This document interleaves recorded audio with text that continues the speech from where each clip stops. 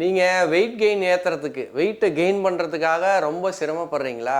நான் என்னென்னமோ சாப்பிட்டு பார்க்குறேன், எனக்கு வெயிட் ஏற மாட்டேங்குது. எக்ஸாக்டாக எப்படி என் வெயிட்டை கெயின் பண்ணுறது, நான் என்ன சாப்பிட்ணும், என்ன சாப்பிடக்கூடாது, இதை பற்றி இந்த வீடியோவில் பார்ப்போம். இந்த மாதிரி உங்களுக்கு நிறையா ஹெல்த்தி சம்மந்தமாக கண்டென்ட் வேணும் அப்படின்னா இந்த சேனலை வந்து சப்ஸ்கிரைப் பண்ணுங்கள், ஃபாலோ பண்ணுங்கள். நம்மள எல்லாருக்குமே தெரிஞ்ச விஷயம் என்னென்னா, வெயிட் கெயின் பண்ணணுன்னா நிறையா சாப்பிட்ணும், கரெக்டு தான். ஆனால் பிரச்சனை என்னென்னா, என்ன சாப்பிட்ணும், எப்படி சாப்பிட்ணும், நம்ம ஜீரண மண்டலம் பாதிக்காத மாதிரி எப்படி சாப்பிட்ணும், நம்ம ஆர்கன்ஸு மற்ற விஷயங்கள்லாம் இருக்குல்ல, அந்த கிளாண்ட்ஸு, தைராய்டு, பேங்க்ரியாஸு, இந்த மாதிரி விஷயங்கள்லாம் நமக்கு, அதாவது உடம்ப ரொம்ப வேலை வாங்காமல் ஜாம் ஆகாமல் எப்படி வந்து நம்ம வெயிட் கெயின் பண்ணுறது, இது மாதிரி நமக்கு வந்து எதனால் நமக்கு வெயிட் ஏறாமல் இருக்குது, இந்த மாதிரி நிறையா விஷயங்கள் ஒரு கேள்விக்குறியாக இருக்கும். நம்மளும் என்னென்னமோ சாப்பிட்டு பார்ப்போம், ஏறாது ஒரு சிலருக்கு சாப்பிட முடியாது. ஸோ ஃபஸ்ட்டு நம்ம சயின்ஸ் என்ன சொல்கிறாங்க அப்படின்னா, ஒரு உடம்பு எவ்வளோ கலோரியை எரிக்குது, அதுக்கு வந்து பிஎம்ஆர் சொல்லுவாங்க, ஆர்எம் சொல்லுவாங்க, ரெஸ்டிங் மெட்டபாலிசம் அல்லது பேசல் மெட்டபாலிக் ரேஷியோ. அது எரிக்கிறத விட கூடுதலாக சாப்பிட்ணும். அந்த சாப்பிட்றது உடம்புல நமக்கு போய் உக்காரணும் உள்ள. ஸோ அப்போ 8000லேருந்து 9000 கலோரி நம்ம உடம்புல உட்கார வச்சோம்னா உள்ள 1 கிலோ கெயின் ஆகும். ஏன்னா நானுமே வந்து ஒரு 5 கிலோ கெயின் பண்ணியிருக்கேன். சின்ன வயசில் காலேஜ் படிக்கும்போது, ஸ்கூல் படிக்கும்போதெல்லாம் ரொம்ப ஒல்லியாக இருப்பேன், ஒரு தாழ்வு மனப்பான்மையாக இருக்கும். இன்றைக்கெல்லாம் வந்து அது ஃபிட்டாக இருக்கிறாங்க, ஸ்கின்னி ஃபிட்டு அப்படிலாம் சொல்லிக்கிறாங்க. நிறைய பேருக்கு அது ஒரு அட்ராக்ஷனாக இருக்குது. ஆனாலும் உடம்பு நோய் எதிர்ப்பு சக்தியெல்லாம் கம்மியாக இருக்கும். குளிர்லலாம் அதிகம் இருக்க முடியாது. வெயிட் கெயின் நீங்கள் பண்ணல, மசில் கெயின் பண்ணல அப்படின்னாக்கா அதிகம் குளிர் தாங்க முடியாது. ஸோ டயர்டு, அது மாதிரி காமனான விஷயங்கள். இப்போ என்ன வந்துட்டு நம்ம பர்ஃபெக்டாக பண்ணணும் வெயிட் கெயின் பண்ணுறதுக்கு அப்படின்னா, நல்லா கவனிச்சுக்கோங்க. ஹெல்த்தி கலோரி, ஹெல்த்தி ஃபேட், இந்த ஹெல்த்தி ஃபேட்டு ஃபஸ்ட்டு வந்து நம்ம சாப்பிட்ணும். ஏன்னா இந்த இம்யூன் சிஸ்டம் பில்ட் ஆகி குட் ஃபேட் நம்ம உடம்புல பில்ட் ஆகும்போது தான் நமக்கு வெயிட் கெயின் பண்ணுறது ஈஸியாகும். இப்போ ஹெல்த்தி ஃபேட் எதில் சாப்பிட்றது பாருங்கள், பாதாம், பிஸ்தா, முந்திரி, அதாவது இந்த நட்ஸுன்னு நம்ம சொல்கிறோம்ல, ஒரு சில கடைங்க அதுக்காகவே இருக்குது. இந்த அஜ்ஃபான் மாதிரி அங்கெல்லாம் போனீங்கன்னாக்கா நட்ஸு கிடைக்கும், அது வாங்கி சாப்பிட்லாம். பன்னீர், நெய், இது மாதிரி பால் சம்பந்தமான பொருட்கள். அதுக்கப்புறம் நல்லெண்ணெய், கல்லெண்ணெய், அப்புறம் டார்க் சாக்லேட், ஒரு மோர் தென் 70% இருக்கும் டார்க் சாக்லேட், அந்த மாதிரி. அப்புறம் எக்கில் வந்து எல்லோ இருக்கும், ஒயிட் இருக்கும். ஸோ எல்லோ வந்து ஃபேட்டு, குட் ஃபேட்டு, ஒயிட் வந்துட்டு ப்ரோட்டீன். ஸோ இந்த மாதிரி நம்ம நிறைய பேர் கவனம் செலுத்துறது வந்து ப்ரோட்டீன் கவனம் செலுத்துவோம். ஃபஸ்ட்டு ஃபேட்டு கவனம் செலுத்தணும், ஹெல்த்தி ஃபேட்ஸ். இது நீங்கள் கவனம் செலுத்தி அதை அப்படியே கொடுக்க ஆரம்பிச்சிங்கன்னா அதுக்கு அடுத்ததாக ப்ரோட்டீன் கவனம் செலுத்தணும்.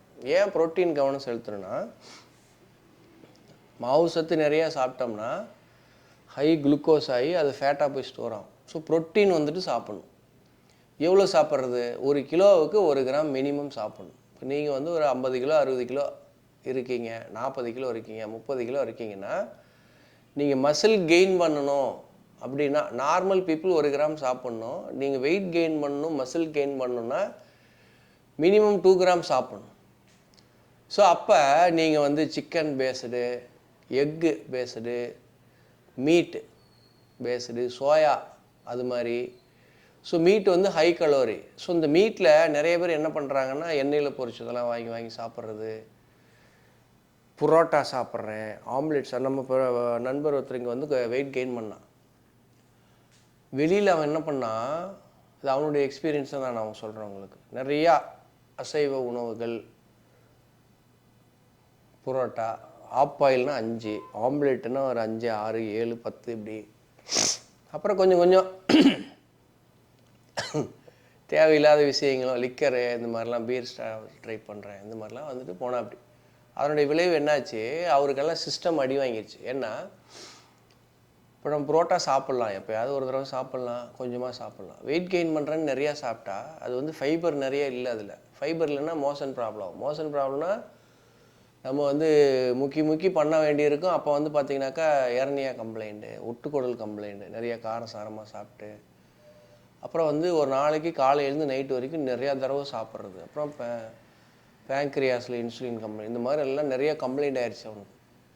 எதனாலன்னா வெயிட் கெயின் பண்ணுறங்கிற பேரில் அன்ஹெல்த்தி ஃபுட்டு வச்சு அல்லது குவான்டிட்டி இன்க்ரீஸ் பண்ணி உடம்பை கெடுத்துக்கிட்டேன். அப்படி சரியா? எப்போவுமே நீங்கள் எப்படி கெயின் பண்ணணும் அப்படின்னா, சக்கரவள்ளி கிழங்கு, இது மாதிரி complex carbohydrate, egg, chicken boil பண்ணி அல்லது கிரில் பண்ணி சாப்பிட்லாம். எண்ணெயில் பொரித்து சாப்பிடக்கூடாது. சுண்டல் வகைகள், பயிர் வகைகள், இந்த மாதிரி இப்படியெல்லாம் நீங்கள் பேலன்ஸ் பண்ணி சாப்பிட்ணும். So exercise. ரெண்டாவது ஃபஸ்ட்டு வந்து ஃபுட்டு.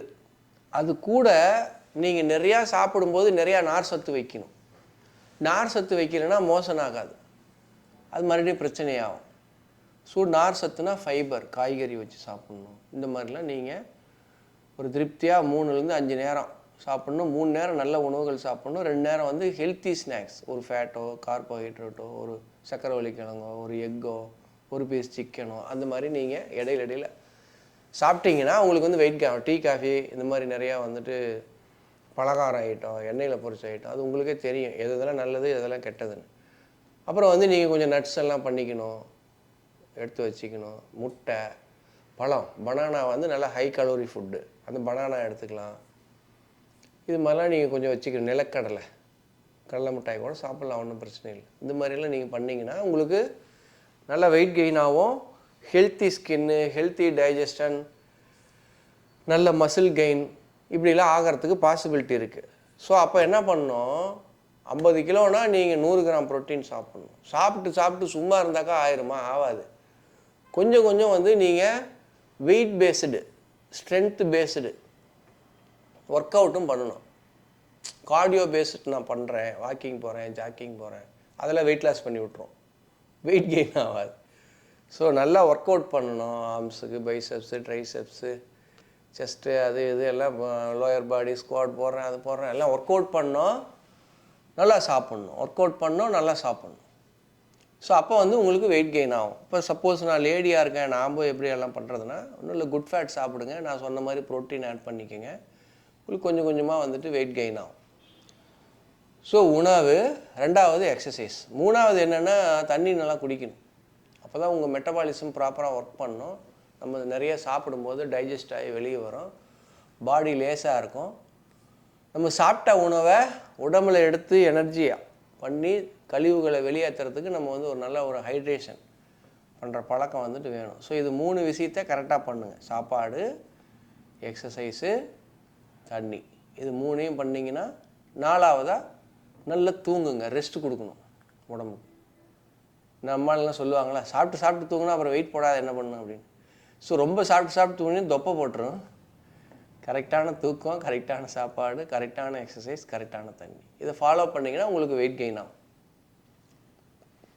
எவ்வளோ டைமாக இருக்குது?